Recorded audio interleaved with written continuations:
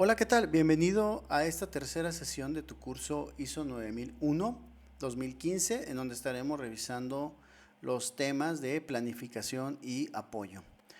La planificación la comprende dentro de la norma ISO 9001 en el capítulo número 6. Como hemos visto ya en unas sesiones anteriores, pues está dividida en diferentes subtemas o subcapítulos. Entonces estaremos haciendo la revisión de los tres que componen la parte de la planificación. Dentro de ellos hablamos del 6.1, que son acciones para abordar riesgos y oportunidades, objetivos de calidad y planificación para lograrlos, y finalmente la planificación de los cambios. Con el tema de las acciones que debemos tomar para abordar riesgos y oportunidades, es importante comprender la importancia que tiene en este caso la norma 31000 para una mayor comprensión de la aplicación de esta norma. En este momento yo voy a tratar de explicar de manera general los alcances de la norma ISO 31000. Yo te invito igual de una manera especial, que si tienes la oportunidad de tomar el curso de ISO 31000 te va a ayudar a comprender más el tema de los riesgos y oportunidades. Recordemos que un riesgo pues finalmente es la probabilidad de que se materialice algún peligro, y dentro de los peligros pues finalmente podremos tener nosotros algunos peligros que pueden afectar a la organización. Por lo tanto debemos nosotros establecer mecanismos de identificación, de evaluación, de análisis, de tratamiento y control finalmente de estos riesgos, de tal manera que pues en el caso de que se presente alguna cuestión externa, interna de la organización, algún nuevo requisito, de qué manera esta situación puede representar un riesgo o bien una oportunidad. Por ejemplo, para ilustrar esto estaría yo usando el cambio de una norma, ¿no? Vamos a pensar que mi negocio se dedica a la fabricación de productos alimenticios, y que esto ahorita está muy fuerte del tema, por ejemplo, de los alimentos chatarra, de los alimentos con alto contenido calórico. Entonces, si de materializarse una nueva legislación en este ámbito, ¿cuáles son esos riesgos a los que me puedo yo ver afectado? ¿Y cómo voy a poder yo estar preparado, ¿sí?, para que una vez que se llegara a presentar esta situación, pues yo pueda abordar de manera segura y estar preparado para anticiparme a esta situación? Es muy importante comprender el análisis de estos riesgos a final de poder nosotros establecer hasta dónde podemos asumir ese riesgo.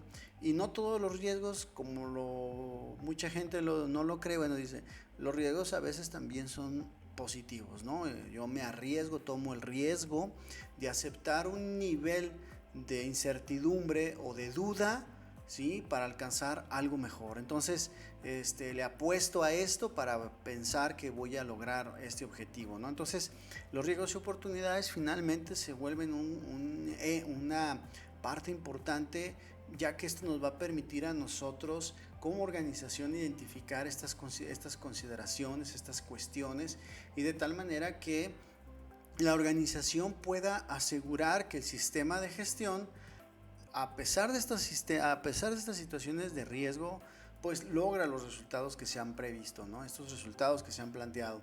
Aparte que puede identificar esos riesgos de oportunidad, ¿sí?, y hay que aumentar esos efectos deseables. Es decir, la organización tiene que enfocarse a que esos efectos de riesgo, oportunidad, si son aprovechables para la organización, pues hay que aumentar esos efectos para que sigamos dando esos resultados. Hay que prevenir y reducir los efectos no deseados y lograr la mejora. Esto nos va a ayudar a nosotros a que esas acciones vayan con ese enfoque. La organización debe de planificar las acciones para abordar estos riesgos y oportunidades de manera que se puede integrar e implementar estas acciones en los procesos de los sistemas de gestión.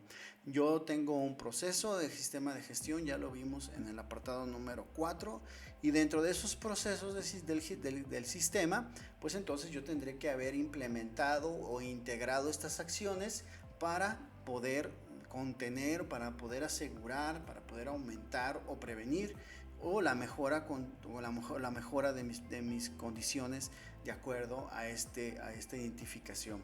Y hay que evaluar la eficacia de estas acciones, es decir, si ya tengo yo determinado un nivel de riesgo y este riesgo está siendo, o esta oportunidad está siendo gestionada adecuadamente, pues tendré que evaluar que se mantenga dentro de esos parámetros adecuados de eficacia. Las acciones tomadas para abordar los riesgos y oportunidades deben ser proporcionales al impacto potencial en la conformidad de los productos y los servicios. Los objetivos de la calidad pues están referenciados básicamente a la comprensión, ¿sí?, del contexto de la organización, ¿sí? Entonces, por lo tanto, la organización pues debe de establecer estos objetivos de manera que vayan orientados a las funciones, a los niveles y a los procesos necesarios para que el sistema de gestión pues pueda tener un sustento adecuado. Los objetivos de calidad pues entonces deberán ser coherentes con la política, deberán ser medibles, tener en cuenta los requisitos aplicables, ¿sí?, del cliente, los requisitos legales, y ser pertinentes con la conformidad de los productos y servicios para el aumento de la satisfacción del cliente. También deberán ser objeto de seguimiento, deben comunicarse, actualizarse según corresponda. Y la organización debe mantener información documentada sobre los objetivos de la calidad. Ahora bien, el establecimiento de objetivos nos debe ayudar a nosotros finalmente a través del proceso de planificación, pues cómo vamos a nosotros a establecer, cómo encuadramos estos objetivos basados en estos riesgos, en estas necesidades, en estas expectativas, en estos contextos que van destilándose a través del proceso de identificación de todas estas necesidades, la determinación de la política, los recursos, el liderazgo, pues finalmente van a tener que destilarse y plasmarse de manera puntual. Para ello, la norma nos refiere que un objetivo, para ser alcanzable, pues se tiene que determinar qué se va a hacer, qué recursos se requieren, quién será el responsable, cuándo va a finalizar y cómo se van a evaluar. Si lo vemos aquí, estamos prácticamente comprobando las etapas anteriores, es decir, qué se va a hacer va a ser derivado de un contexto, ¿no? Un contexto interno, un contexto externo, resolver algunas quejas, resolver, estar cumpliendo con las normas, de los requisitos del cliente, requisitos de prevención, ¿sí? Entonces todo ese tipo de cuestiones. ¿Qué recursos? Finalmente recordemos que el liderazgo de la organización, la alta dirección, debe de proveer estos recursos de manera oportuna y estar disponibles para el logro de estos objetivos, ¿no? ¿Y quién va a ser el responsable? Veíamos también en la sesión anterior la parte de la responsabilidad, ¿no? Debe haber un responsable con una autoridad definida y descrita en sus procesos, ¿no? ¿Cuándo lo vamos a realizar? O sea, ¿cuándo va a estar finalizado? Y finalmente vamos a tener que establecer la evaluación de los resultados. Y de esa manera pues vamos a nosotros a determinar pues un camino o una ruta que nos va a permitir alcanzar los objetivos. Cuando la organización determina la necesidad de algún cambio, pues el cambio debe de llevarse a cabo de una manera planificada, ¿sí? Estos cambios también no tienen que traer nuevos riesgos, y si traemos un cambio pues tendremos que identificar nuevos riesgos o oportunidades que se presentan en nuestros procesos normales. La organización debe considerar para la planificación de los cambios, bueno, el propósito, para qué lo vamos a hacer, cuáles serían las consecuencias, cuáles son los riesgos y oportunidades nuevas que podría traer este cambio, cómo se mantiene o permanece la integridad del sistema, la disponibilidad de los recursos, o sea, que tenemos los recursos suficientes. Hacemos un cambio, pero este cambio pues tenemos que traer estos recursos para poder darle cumplimiento al sistema de gestión, y la asignación o reasignación de responsabilidades. De esta manera nosotros podemos dar un cumplimiento a la etapa de la planificación, que es el capítulo número 6. Ahora bien, vamos a hablar un tema que es bastante interesante, porque pues es uno de los, junto con yo creo que en el número 8, que más adelante vamos a revisar, pues es uno de los más largos, ¿no? Donde vemos ya todo lo que tiene que ver con la operación. Ahorita por lo pronto revisaremos el tema del apoyo. Finalmente hemos visto en sesiones anteriores o hace unos minutos la importancia, por ejemplo, en la sesión anterior revisábamos la identificación de riesgos, la identificación de necesidades, la identificación de oportunidades, las partes interesadas, todo lo que es el liderazgo, cómo voy a asignar, cómo me voy a responsabilizar en que la gente tenga lo que necesita, los procesos lo que necesitan. Entonces el apoyo, el soporte se vuelve importante. Para ello la norma en el capítulo número 7 divide el apoyo en 5 temas, ¿no? Uno de ellos son los recursos, que a su vez se divide en generalidades, o sea, contextualizando las generalidades de los recursos para lograr los objetivos, las personas, ¿sí? La infraestructura, el ambiente para la operación de los procesos, que este es un tema que vamos a tocar ahorita muy interesante, el 7.15, que son los recursos de seguimiento y medición, y ese todavía tiene otros subtemas que son las generalidades y la trazabilidad de las mediciones. En el caso, finalmente, el 7.16 del conocimientos de la organización, porque hay que gestionar el conocimiento. Finalmente, la competencia, la toma de conciencia, 7.3, 7.4 comunicación y 7.5 información documentada. La parte esta se divide en 3 subtemas, que es generalidades, creación y actualización y control de la información documentada. Entonces, el apoyo, como lo hemos revisado, pues en forma general nos habla de que la organización deberá determinar y proporcionar los recursos necesarios para establecer, implementar, mantener y mejorar continuamente un sistema de gestión para la calidad. Por lo tanto, la organización debe considerar que las capacidades y sus límites de los recursos internos con los que cuenta, ¿va?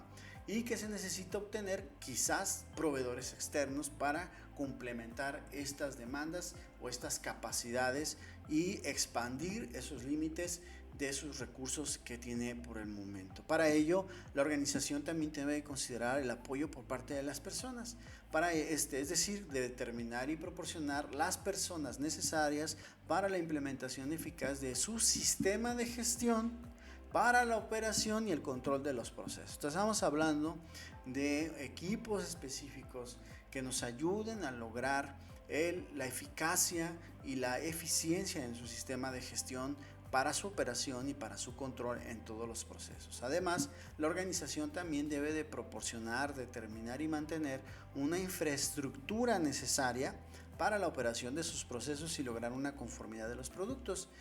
Dentro de la infraestructura se incluye los edificios, servicios asociados, equipos, incluye el software, hardware, tecnología, recursos de transporte, información, tecnología de la información, comunicaciones, o sea, qué infraestructura se requiere para poder lograr los objetivos. Una parte, esos son los recursos en forma global, las personas que van a ejecutar todas las actividades que están relacionadas con el sistema de gestión, ¿sí? Y aparte la infraestructura, ¿sí? Esa es una parte importante. Cuando hablamos de personas, no solamente hablamos de las personas que trabajan en la empresa, sino las necesarias para que nuestro sistema de gestión de la calidad pues esté operando y controlándose conforme a lo que se requiere, y para ello pues consideramos también edificios y todo lo que tenga que ver con ya cuestiones materiales, ¿no?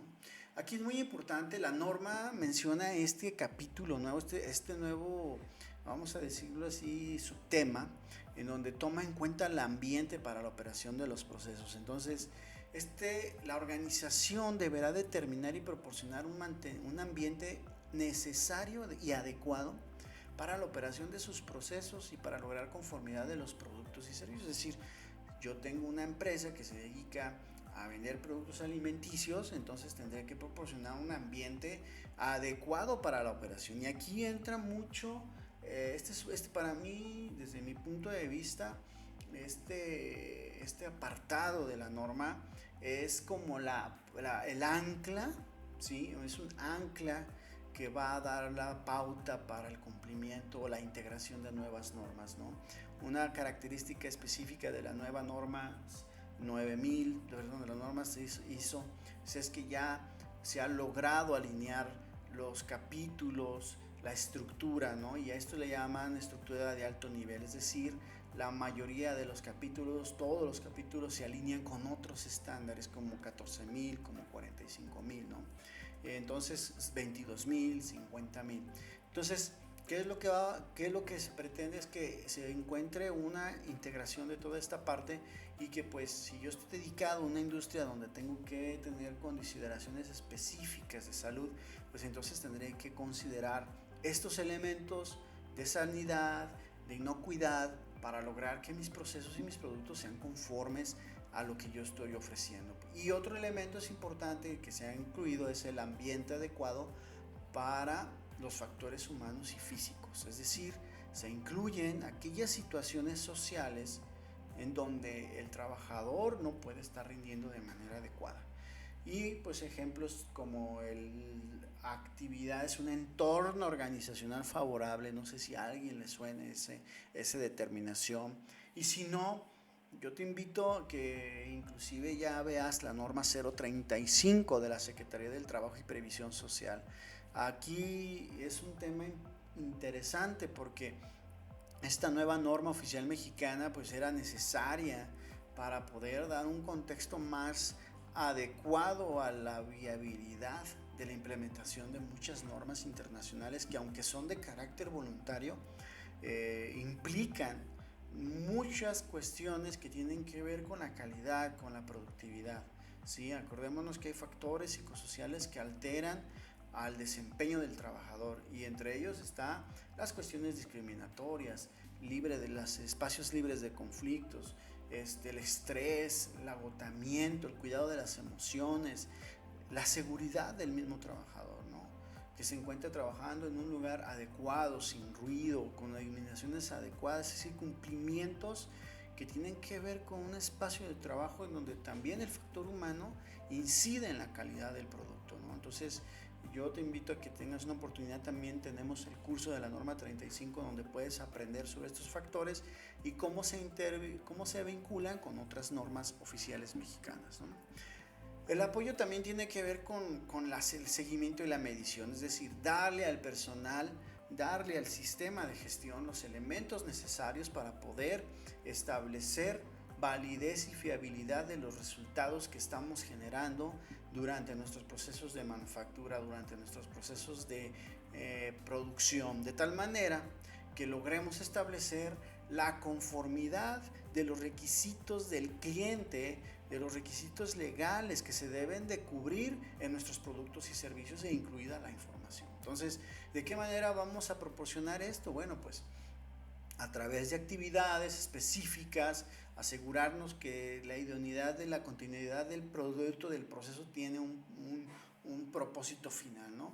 Y que debemos conservar información de todos los recursos de seguimiento y medición que se requieren para lograr los objetivos. Finalmente, acordémonos que la norma nos habla de una conformidad, por lo tanto deberemos establecer criterios de medición para saber si estamos logrando o no nuestro objetivo, y las mediciones pues forman parte muy importante de este propósito, ¿no? Y bueno, la norma también nos menciona de lograr establecer una trazabilidad de las mediciones, y para ello, bueno, la norma lo menciona como un requisito y lo considera como una parte esencial para proporcionar confianza en la validez de los resultados de la medición, ¿sí? El equipo de medición, por lo tanto, deberá calibrarse, verificarse, o ambas a intervalos específicos y antes de su utilización contra patrones de medición.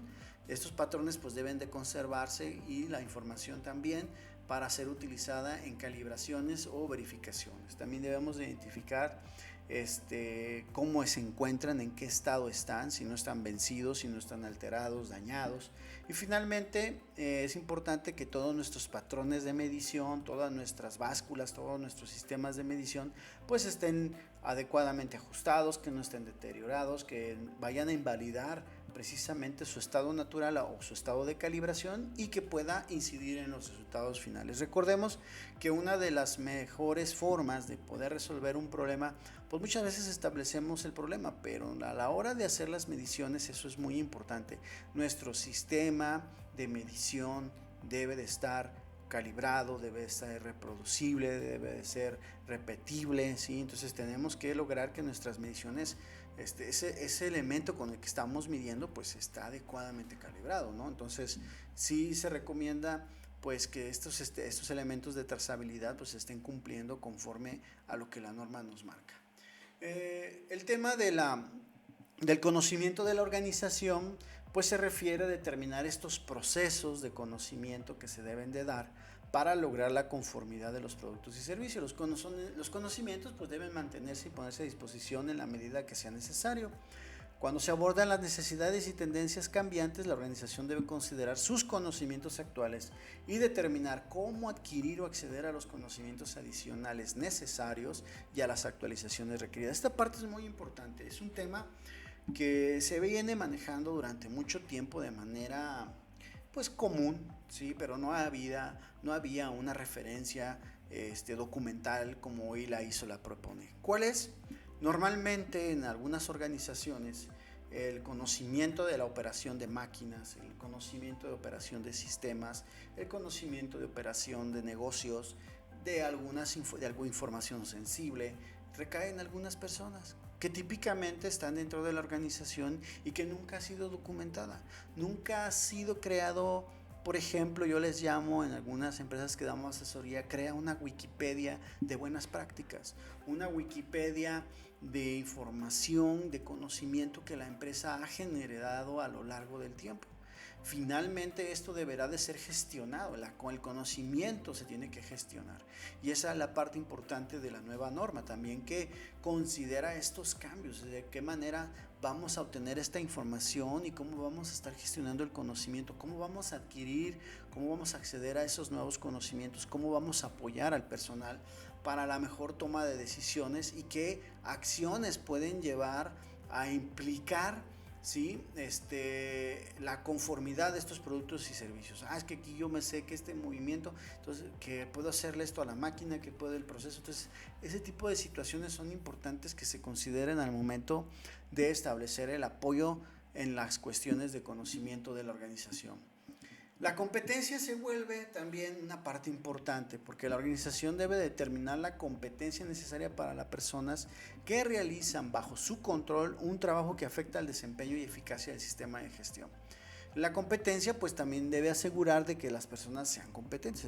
La organización debe asegurarse que estas personas tienen competencia, ¿sí? Basándonos en ¿qué? En educación, formación y experiencias apropiadas, cuando sea aplicable para la toma de decisiones para adquirir la competencia necesaria y evaluar la eficacia de las acciones, y hay que conservar información documentada. A mí me encanta este tema, porque finalmente pues les platico un poquito, un pequeño así break.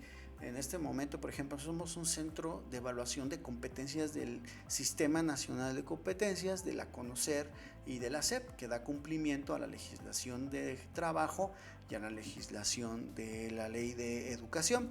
¿Cómo funciona la competencia? Mucha gente dice, bueno, pues es que tiene la educación, tiene la formación, tomó un curso, tiene la experiencia. Totalmente de acuerdo.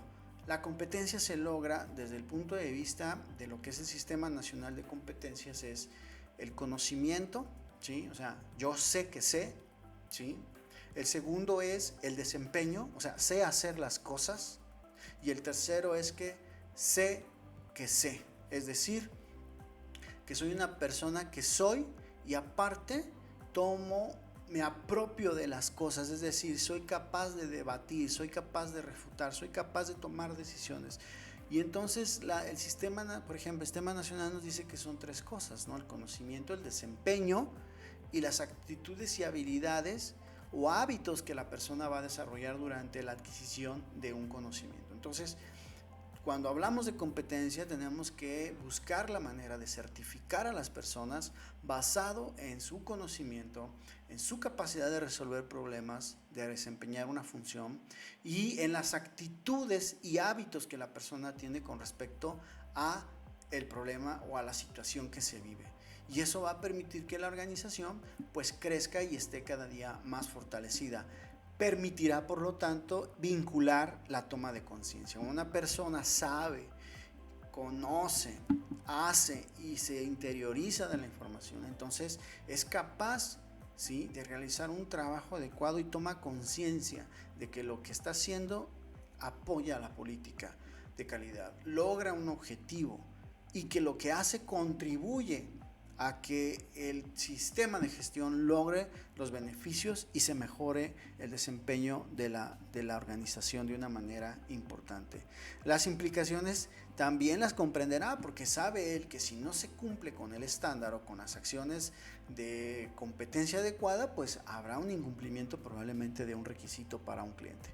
Y ahí la transición del conocimiento de nada más necesito la DC3, nada más necesito esta información porque ahí es una parte muy importante. La ISO, el concepto es que avancemos de sistemas de cuestiones de enfoque basado en el proceso, sino también basado en el comportamiento y en las competencias de las personas, porque son los diferenciadores de éxito muchas veces en muchos negocios.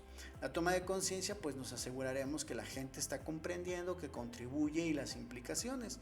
La comunicación es una parte importante, ya que nosotros tendremos como organización, ya lo hemos venido analizando, que compartir, ¿sí?, datos, que compartir información que va a contribuir a la toma de decisiones. Por lo tanto, deberemos de construir un sistema de comunicación interna y externa, porque tanto tenemos que informar, ¿sí?, al personal, a los proveedores, información importante, como a los externos. Entonces, deberemos de construir un plan que determine qué vamos a comunicar, cuándo lo vamos a comunicar, quién va a comunicar, ¿sí?, cómo lo vamos a comunicar y quién es la persona que tiene que dar la información, ¿no?